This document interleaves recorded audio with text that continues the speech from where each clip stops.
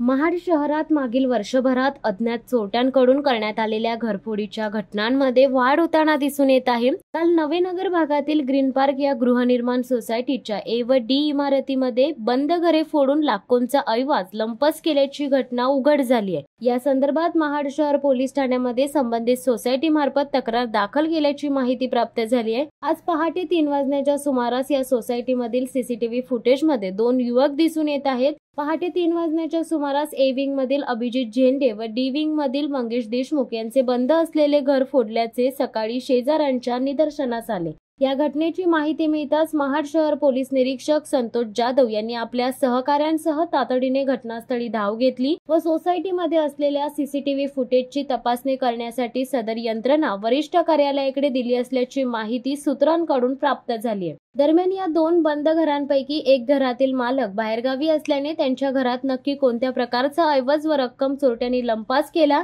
याबाबतची माहिती प्राप्त होऊ शकलेली नाही। महाड शहर पोलीस ठाण्यात या संदर्भातील पुढील कार्यवाही सुरू असल्याचे सांगण्यात आले। मागील वर्षभरात महाड शहराच्या विविध भागांमध्ये या अज्ञाताकडून करण्यात आलेल्या घरफोडीच्या मोठ्या घटना पाहता महाड पोलिसांसमोर त्यांना पकडण्याचे मोठे आव्हान पुन्हा एकदा समोर उभे राहिले।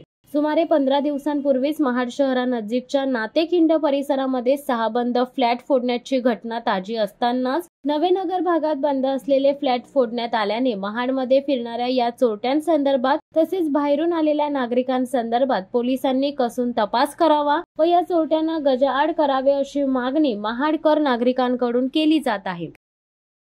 शिवसत्ता टाइम्ससाठी रेश्मा माने, महाड। दे धडक बेधडक वृत्त देणाऱ्या आपल्या शिवसत्ता टाइम्स न्यूज चॅनलला लाल बटन दाबून सबस्क्राईब करा आणि बेल आयकॉनला क्लिक करायला विसरू नका।